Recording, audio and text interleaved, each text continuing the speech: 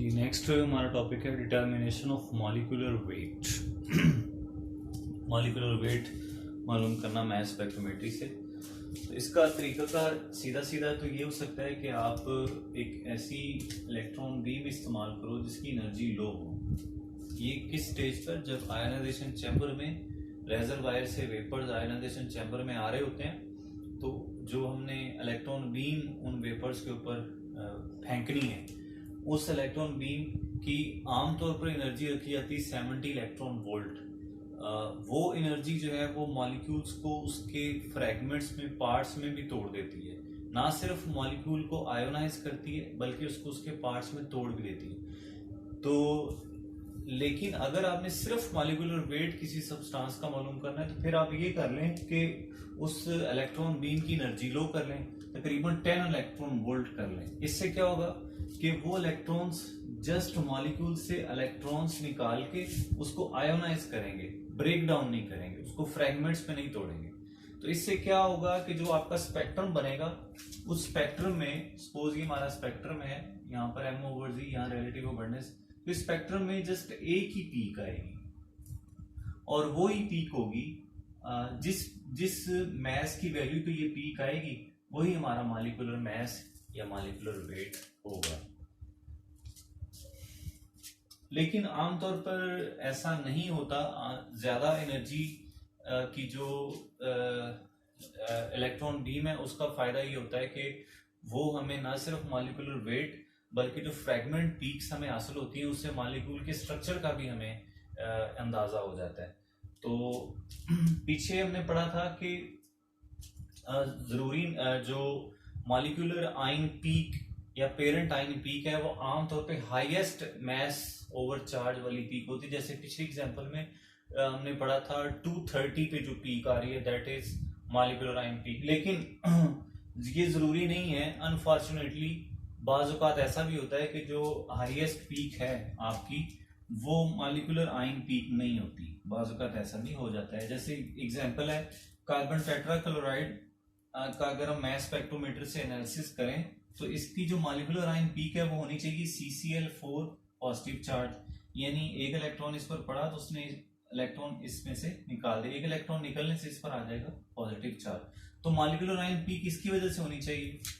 लेकिन इसमें जो सबसे हाईएस्ट पीक जो आती है M ओवर Z वाली वो CCl3 वाली आती है। CCl4 वाली कोई पीक होती ही नहीं है इस केस में।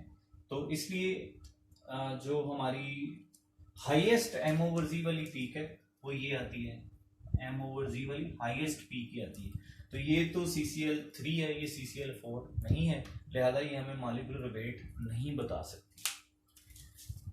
आगे हम आते हैं कि मॉलिक्यूलर आयन पीक को अगर हाईएस्ट हमेशा नहीं होती, हाईएस्ट M ओवर Z वाली मॉलिक्यूलर पीक अगर हमेशा नहीं होती तो फिर उसकी पहचान हम कैसे करेंगे कि कौन सी पीक हमारी जो है वो मॉलिक्यूलर आयन वाली पीक है? क्योंकि उसी के मैस से, उसी का मैस जितना होगा एक्स एक्सिस पर, उसी से हमें मॉलिक्यूलर वेट का पता चलता है।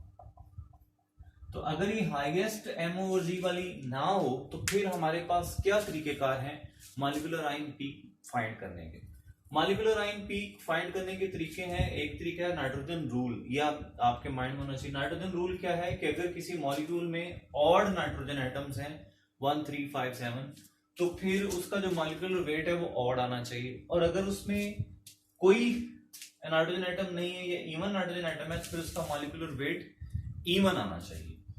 दूसरा रूल जो है एग्जामिनेशन ऑफ फ्रैगमेंट पीक्स, यानी आप किसी पीक के बारे में आपको शक हुआ है कि ये पीक जो है ये हमारी मॉलिक्यूलर आयन पीक है और यही हमें मॉलिक्यूलर वेट की इंफॉर्मेशन दे सकती है, तो फिर आप उसके साथ जो फ्रैगमेंट पीक्स है उसका भी जरा एग्जामिनेशन करें, उसका भी जरा तज्जिया करें। मिसाल के तौर पे अगर आपके पास एक पीक है, सपोज वो आ रही है 245 पे, सपोज वो पीक आ रही है, सपोज वो पीक 245 पर आ रही है, तो अगर उस पीक के साथ आपको 15 माइनस में, यानी ये कैपिटल M शो कर रहा है मॉलिक्यूलर आयन पीक को, तो अगर उससे -15 यानी 15 कम पे आपको कोई और पीक भी नजर आ रही है, यानी अगर आपकी मॉलिक्यूलर आयन वाली पीक है 245, तो उसमें से 15 कम करके भी आपको कोई और पीक नजर आ रही है, तो फिर इसका मतलब है कि वो आपकी मॉलिक्यूलर आयन पीक हो सकती है। यानी मैं क्या कहना चाह रहा हूं, इसको इस तरह आप देख सकते हैं कि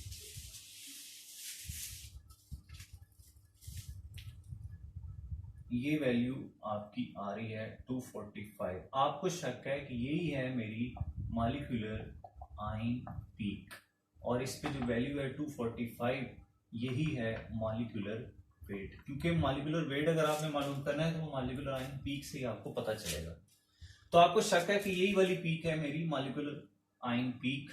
तो मजीद इस शक को कंफर्म करने के लिए आप क्या कर सकते हैं, अगर इसके साथ आपको -15 पे यानी 230 पे भी कोई पीक नजर आ रही है तो फिर अच्छी बात है, फिर इसका मतलब है कि यही आपकी मॉलिक्यूलर वेट वाली पीक हो सकती है। और अगर आपको -18 पे भी कोई पीक नजर आ रही है, यानी -18 कितना हो जाएगा 227, तो फिर भी आपकी ये वाली पीक मॉलिक्यूलर आयन पीक हो सकती है। वो कैसे? क्योंकि आपको पता है कि मॉलिक्यूलर आयन अपने फ्रेगमेंट्स में टूटता है, तो अगर ये आपका पूरा मॉलिक्यूलर आयन है उसकी पीक है, तो फिर ये वाली पीक कैसे आई होगी 230 वाली कैसे आई होगी कि इसमें से CH3 लॉस हुआ होगा, मिथाइल ग्रुप लॉस हुआ होगा, फ्रेगमेंट बन के निकल गया होगा, इस वजह से जो बाकी बचता है वो -15 निकाल दें तो 230 पे आपको ये पीक नजर आएगी। और हो सकता है आपको इस आपकी मॉलिक्यूलर जो पीक है m इससे 18 कम में भी कोई पीक नजर आए, तो ये किस वजह से बनती है, ये लॉस ऑफ वाटर, क्योंकि वाटर का मैस होता है 18, तो वो 18 अगर इसमें से माइनस करें तो वो आ जाएगा 227। और CH3 का जो मैस है ये होता है 15, क्योंकि 12 कार्बन का होता है और हाइड्रोजन 3 है, तो टोटल 15 ये भी। या अगर आपको आपकी मॉलिक्यूलर जो पीक है इससे एक कम यानी -1 पे कोई नजर आ रही है, या -2 पे कोई नजर आ रही है पीक, या -3 पे भी नजर आ रही है, -1 वाली ज्यादा कॉमन है, यानी 244 पे भी कोई पीक हो सकती है, 243 पे भी हो सकती है, ये ओकेजनली ये बाज औकात आती है, और 242 पे भी, ये रेयर है, बहुत कम ऐसी मिलती है। तो फिर भी आपकी जो पीक जिसका आपको शक है ये 245 वाली, यही आपकी कंफर्म मॉलिक्यूलर आयन पीक होगी। इसके अलावा तीसरी बात है कि जो मॉलिक्यूलर आयन पीक की इंटेंसिटी है, इंटेंसिटी से मुराद है कि इस मॉलिक्यूलर आयन पीक की हाइट कितनी होगी, इंटेंसिटी इससे मुराद ये होता है। तो इसकी जो हाइट है ये डिपेंड करता है इसकी स्टेबिलिटी पे, मॉलिक्यूलर आयन की स्टेबिलिटी पे। जितना मॉलिक्यूलर आयन ज्यादा स्टेबल होगा उतनी मॉलिक्यूलर आयन पीक की जो हाइट है वो ज्यादा आती है। तो देखा गया है कि ऐसे मॉलिक्यूल्स जो जिनमें पाई इलेक्ट्रॉन सिस्टम हो, जैसे एरोमेटिक कंपाउंड्स हैं या एल्कीन्स हैं या हेटेरो एरोमेटिक कंपाउंड्स हैं, तो उनके मॉलिक्यूलर आयन स्टेबल होते हैं, तो उनकी मॉलिक्यूलर आयन की पीक की इंटेंसिटी अच्छी खासी आती है। और साइक्लिक कंपाउंड्स की भी जो मॉलिक्यूलर आयंस की वो स्टेबल होते हैं और उनकी जो पीक है उसकी इंटेंसिटी भी अच्छी खासी आती है। तो ये कुछ तरीके हैं। मैं इस पूरे टॉपिक को समरी में यूं बयान करूंगा कि अगर आपने किसी कंपाउंड का मॉलिक्यूलर वेट मालूम करना है तो उसके लिए आपको उसकी मॉलिक्यूलर आयन पीक का पता होना चाहिए, और वो मॉलिक्यूलर आयन पीक बाज़ औक़ात डायरेक्ट भी आ सकती है। अगर आप आयनाइजेशन चैम्बर में एनर्जी कम करें तो जो आयन बनेगा वो जस्ट मॉलिक्यूलर आयन बनेगा, वो अपने छोटे आयन्स में नहीं टूटेगा, लिहाजा वही पीक आप एक ही पीक आएगी स्पेक्ट्रम पे, वही आपकी मॉलिक्यूलर आयन पीक होगी। या दूसरा तरीका मॉलिक्यूलर आयन पीक पहचानने का ये होता है कि जो हाईएस्ट M/Z वाली मैस टू चार्ज रेशो वाली पीक है वो आपकी मॉलिक्यूलर आयन पीक होती है, लेकिन बाज़ औक़ात ऐसा नहीं भी होता। तो इस केस में आपने ये तीन बातें ज़हन में रखनी है, नाइट्रोजन रूल ज़हन में रखना है, एग्जामिनेशन ऑफ फ्रेगमेंट पीक्स रखनी है, और intensity of molecular ion peaks जो है ये बात आपने रखनी है। Thank you for watching. Allah. बिस्मिल्लाहिर्रहमानिर्रहीम। अस्सलाम वालेकुम। आज का हमारा टॉपिक है determination of molecular formula. Molecular formula mass spectrometry से आप दो तरीकों से फाइंड कर सकते हैं। पहला तरीका है थ्रू मॉलिक्यूलर वेट, यानी अगर आपको मॉलिक्यूलर वेट एग्जैक्टली पता है तो फिर उससे आप मॉलिक्यूलर फार्मूला भी फाइंड कर सकते हैं। एक्चुअली इसके लिए हम ये बात बुक में टॉपिक में तो एंड पे लिखी हुई है, लेकिन ये बात मैं पहले कर देता हूँ कि अगर आप हाई रेजोल्यूशन पावर वाला मैस स्पेक्ट्रोमीटर इस्तेमाल करते हैं, ये होता है मैस स्पेक्ट्रोमीटर जिसे हम डबल फोकसिंग मैस स्पेक्ट्रोमीटर भी कहते हैं। तो ये स्पेक्ट्रोमीटर पॉइंट के बाद 5 प्लेसेस तक, इसे कहते हैं up to 5th decimal place, यानी पॉइंट के बाद आगे 5 डिजिट्स तक ये मैस की वैल्यू फाइंड कर सकता है। इतनी एक्यूरेट वैल्यू ये मालूम करता है। तो हमारे पास टेबल्स अवेलेबल होते हैं बने हुए। उस टेबल में मुमकिना मॉलिक्यूलर फार्मूला एक तरफ होता है, एक तरफ मुमकिना मॉलिक्यूलर फार्मूला और दूसरी तरफ एटॉमिक मैस, दूसरी तरफ मॉलिक्यूलर मैस होता है। तो जो हमारे मैस स्पेक्ट्रोमीटर ने मॉलिक्यूलर मैस दी है, हम उस मॉलिक्यूलर मैस को चेक करते हैं कि टेबल में कहां पर मौजूद है। वहां से सामने हम चेक कर लेते हैं कि फिर इस कंपाउंड का मॉलिक्यूलर फार्मूला क्या हो सकता है। तो मैं दोबारा एक बात बता दूं कि टेबल्स हमारे पास अवेलेबल हैं जिसमें मॉलिक्यूलर फार्मूला के साथ मॉलिक्यूलर मैसेज दिए हुए हैं। तो हमने जो अपने सैंपल का मॉलिक्यूलर मैस फाइंड किया है स्पेक्ट्रोमीटर से, उसको हम देखेंगे और उसको कोरिलेट कर लेंगे कि वो मॉलिक्यूलर मैस किस मॉलिक्यूलर फार्मूले के साथ मैच होता है। तो वो हमारे सैंपल का मॉलिक्यूलर फार्मूला आ जाएगा। इसकी एग्जांपल मैं आपको आगे एक व्हाइट बोर्ड स्क्रीन पर भी दूंगा। तो यहां पर हम स्टार्ट से शुरू करते हैं कि ये सबसे रिलायबल यानी सबसे काबिल इत्मीनान मेथड है मॉलिक्यूलर फार्मूला मालूम करने का। और ये बेस किस फैक्ट पर है? It is based on the fact that actual atomic masses are not integers. जो एटम्स के एक्चुअल मैसेज होते हैं हाइड्रोजन के, कार्बन के, वो इंटीजर्स नहीं होते। इंटीजर्स हमारा मतलब पूरा नंबर, यानी 1 2 3 4 इंटीजर्स नहीं होते, बल्कि वो तो नॉन इंटीजर्स होते हैं, यानी पॉइंट्स में होते हैं, डेसिमल्स में होते हैं, बट आर नॉन इंटीजर्स। मैंने यहाँ कुछ एग्जांपल लिखी है। जैसे एलिमेंट है हाइड्रोजन, उसका आइसोटोप लिया है मैस नंबर 1 वाला प्रोटियम, तो उसका एटॉमिक मैस एग्जैक्ट ये है 1.007825। तो आप देखें नॉर्मली हम हाइड्रोजन का एटॉमिक मैस क्या लेते हैं 1, लेकिन उसकी एग्जैक्ट वैल्यू नॉन इंटीजर है, यानी डेसिमल में आती है, पॉइंट्स में आती है। इस तरह कार्बन 12 जो इसका आइसोटोप है उसकी मैस 12, ये पूरा इंटीजर है 12.000000। सिर्फ यही एटम 12 आइसोटोप है पूरे के पूरे आइसोटोप्स में से जिसका मैस इंटीजर में आता है, बाकी सबका मैस पॉइंट कुछ कुछ कुछ जरूर आता है। तो each combination of atoms is expected to have a unique non-integral molecular mass value. Each combination of atoms, जारी बात है कि मॉलिक्यूल क्या होता है, कम्बिनेशन ऑफ एटम्स ही होता है, और उस कम्बिनेशन ऑफ एटम्स यानी एटम्स मिलकर मॉलिक्यूल बनाए होते हैं। तो हर एक मुख्तलिफ एटम्स के कम्बिनेशन का जो मैस वैल्यू है वो भी यूनिक होगी, वो भी मुख्तलिफ होगी। क्या मतलब मेरी इस बात का, आप आगे आ जाए।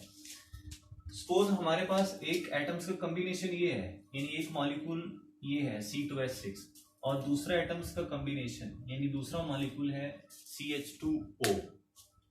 एक मॉलिक्यूल है, एक एटम्स का कॉम्बिनेशन है C2H6, मॉलिक्यूल को आमतौर पर एटम्स का कॉम्बिनेशन भी कहते हैं, और दूसरा मॉलिक्यूल है C2H4। दोनों के कॉम्बिनेशन अलग अलग है। अगर हम इसकी इंटीजर वैल्यू सिर्फ लें, यानी कार्बन की लें 12 और हाइड्रोजन की लें 1, तो इसका जो मैस आता है इसको हम कहते हैं नॉमिनल मैस, वो आता है 30। इसी तरह इसका भी निकालें, कार्बन का आमतौर पर 12 लेते हैं, ऑक्सीजन का 16 और हाइड्रोजन का 1 × 2, तो ये भी आएगा टोटल 30, यानी इसकी भी नॉमिनल मैस यही आती 30। ये उस केस में अगर आप समझें इंटीजर्स और सिंपली नॉमिनल वैल्यू लें तो फिर 30 आती है। लेकिन अगर आप इनकी एग्जैक्ट मैसेज मालूम करें हाई रेजोल्यूशन स्पेक्ट्रोमीटर से, तो फिर एग्जैक्ट मैसेज इनकी ये आएंगी कि एक कार्बन की होती 12, तो 2 कार्बन की होगी 24 और टोटल H 6 है, तो 6H की बनेगी। एक H की है 1.007825, इसको 6 से मल्टीप्लाई करना है अपने कैलकुलेटर पे, यानी ये याद रख लें, तो इसको याद करने की जरूरत नहीं है। तो इन दोनों को ऐड करेंगे तो हमारा आंसर ये आएगा 30.04695। दूसरा हमारा ये मॉलिक्यूल था, इसका कार्बन का एटॉमिक मास 12 है और हाइड्रोजन का ये आता है 1.07825, इसको 2 से मल्टीप्लाई करना है तो ये आएगा। फिर इसमें एक O भी है, तो O का मैथ जो है वो 15, ये एग्जैक्ट मैथ जो एक्यूरेट नॉन इंटीजर मैथ है वो 15.99492। इन तीनों का कम से कम आप याद कर लें, कार्बन का, हाइड्रोजन का और ऑक्सीजन का। तो इन सबको ऐड करें तो आता है 30.01057। आप चेक करें दोनों के मैथ्स में डिफरेंस है, ठीक है। ये 30.04 कुछ है और वो 30.01 कुछ है। तो इसलिए हमारे पास, जैसे मैंने शुरू में कहा, हमारे पास टेबल्स मौजूद हैं जिनमें एक तरफ मॉलिक्यूलर फार्मूला लिखे होते हैं, दूसरी तरफ मॉलिक्यूलर मैथ्स लिखे होते हैं। तो हम देखेंगे कि ये जो मॉलिक्यूलर मैथ्स है ये वाला, ये इस फार्मूले से मैच होगा C2H6 से, और ये वाला जो मॉलिक्यूलर मैथ्स है ये CH2O से मैच होगा। तो इस तरह हमें पता चल जाता है मॉलिक्यूलर मैथ्स से हम मॉलिक्यूलर फार्मूला जो है वो निकाला जा सकता है। हर यूनिक मॉलिक्यूलर मैथ्स का एक यूनिक मॉलिक्यूलर फार्मूला है, याद रखें। यानी इस मॉलिक्यूलर मैथ्स का यूनिक मॉलिक्यूलर फार्मूला ये होगा, हालांकि ये 30 के करीब है, और इस मॉलिक्यूलर मैथ्स का मॉलिक्यूलर फार्मूला ये होगा, हालांकि ये भी 30 के करीब है। तो हर यूनिक मॉलिक्यूलर मैथ्स के लिए यूनिक मॉलिक्यूलर फार्मूला है, वो हमें टेबल्स यानी लिटरेचर में ये टेबल दिए हैं, तो सारे तो हम याद नहीं कर सकते, ना ही आपने बुक वाले टेबल को रट्टा लगाना है। तो इसलिए जस्ट इतनी बात इस टॉपिक के लिए काफी। हम अगले दूसरे मेथड की तरफ मूव करते हैं।